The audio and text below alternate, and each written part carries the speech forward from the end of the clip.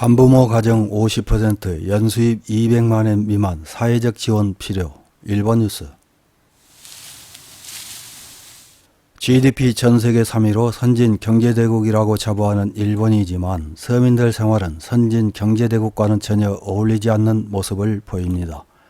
인구수가 많아서 국가 전체적인 GDP는 높지만 국민 1인당 GDP는 2023년 기준으로 전세계 31위입니다. 우리나라도 마찬가지이지만 저출산 고령화가 진행 중인 일본에서는 인구 감소에 따른 노동인구 감소로 국가 전체적인 GDP도 계속 떨어져 조만간 전세계 3위 자리를 4위인 독일에게 추월당할 처지에 있습니다. 이렇게 낮은 1인당 GDP로 인한 국민들의 힘든 생활은 각종 지표를 통해서도 알 수 있습니다. 2021년 기준 우리나라의 상대적 빈곤율은 15.1%이며 선진 경제대국 일본의 상대적 빈곤율은 15.4%입니다.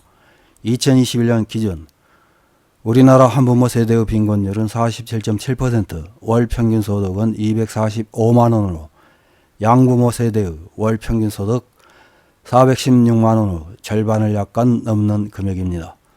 일본의 한부모 세대의 빈곤율은 44.5%, 월 평균 소득은 2020년 추계로 31만 833엔으로 아이가 있는 세대 전체의 절반 이하 수준에 그칩니다.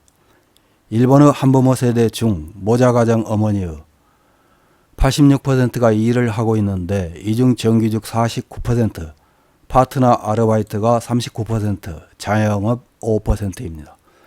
일본 언론에서는 한부모 가정의 힘든 생활과 관련된 기사를 자주 보도하고 있습니다. 그중 하나인 8월 27일 쿡 패드 뉴스 한부모 가정 50%가 연수입 200만엔 미만, 일일 이식 잡초 먹고 견딘다 궁지에 내몰린 현상이라는 제목의 기사를 확인해 보겠습니다. 코로나의 영향과 멈추지 않는 물가 상승 등으로 경제적으로 어려운 상황에 처한 사람도 늘고 있는 현재 혼자서 육아를 하고 있는 한부모 가정에서는 더 힘든 상태에 빠져버릴 가능성도 높을 것입니다. 그런 가운데 한부모 가정을 위한 푸드뱅크 굿 고항을 운영하는 NPO 법인 굿 네이버스 재팬이 한부모를 대상으로 현재의 상황이나 곤란한 일 등에 대해 앙케이트 조사를 실시했습니다. 먼저 2022년 수입액을 조사한 결과 응답자 47%가 각종 수당, 양육비, 동거 가족의 수입을 포함해 세대 연수입 200만엔 미만으로 살고 있는 것이 밝혀졌습니다. 코로나에서의 수익 감소도 겹쳐 많은 한부모 가정이 어려운 생활을 할 수밖에 없는 상황에 있는 것으로 나타났습니다. 다음에 한부모가 되고 나서 경제적 이유로 포기한 경험이 있는 것에 대해 물었는데 약 95%가 뭔가를 포기한 적이 있다고 응답. 그 중에서도 가족여행, 레저, 자녀의 배움 등의 비율이 높기 때문에 자녀의 체험이나 배움의 기회 부족이 우려됩니다. 또 식재료가 없을 때는 제 방의 먹을 수 있는 풀을 반찬으로 했다. 주말 공휴일은 가족 모두 하루 2끼로 하고 있습니다. 나는 평일에도 최대한 2끼입니다. 라는 목소리도 있어 매일의 식사에도 어려움을 겪고 있는 가정도 적지 않은 것 같습니다. 한부모 자신에 관한 상황에 대한 질문에서는 약 60%의 사람들이 경제적인 공공 외에도 곤란한 요소를 가지고 있는 것으로 나타났습니다. 친부모의 서포트를 받을 수 없다는 응답이 가장 많고 다음에 일상생활의 고민이나 스트레스를 상담할 수 있는 상대가 없다. 지병이 있다가 뒤를 이었습니다.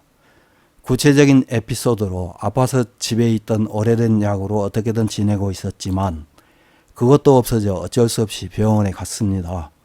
중병이어서 사실은 개호가 필요할지도 모르지만 그렇다고 해서 일하지 않을 수는 없고 고통받기 위해 살고 있다고 생각할 때도 있습니다. 라고 자녀 3명인 50대 A씨가 말합니다.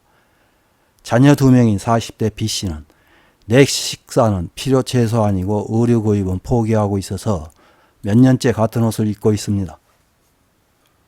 병원에서 혈액검사를 받으면 빈혈을 지적받고 식사를 재검토하라는 지도를 받았지만 고기와 채소가 비싸서 좀처럼 손이 가지 않습니다. 라고 말합니다.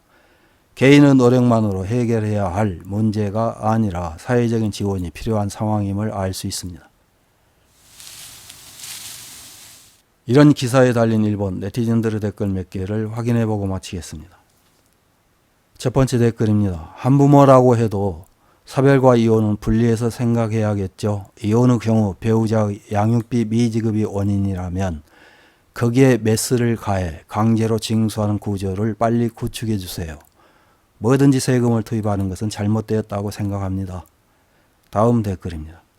잡초가 사실이라면 이런 사람들에게 필요한 것은 생활해 나가기 위한 지식이 아닐까요? 행정이나 자원봉사자의 지원도 있고 여러 가지 활용하면 역시 잡초를 먹는 것과 같은 생활이 되지 않는다고 생각합니다. 공영주택이 남아있다면 우선은 그것을 무상으로 제공할 수 없는 것입니까? 다음 댓글입니다. 정말 어쩔 수 없는 빈곤층에게 생활지원은 어쩔 수 없다고 생각하지만 아직 한창 일할 나이대에 대해서는 빈곤에서 탈출하기 위한 자격지원, 취업지원 등 당장 생활을 돕는 것 이외의 방안이 필요하다고 생각한다. 다음 댓글입니다.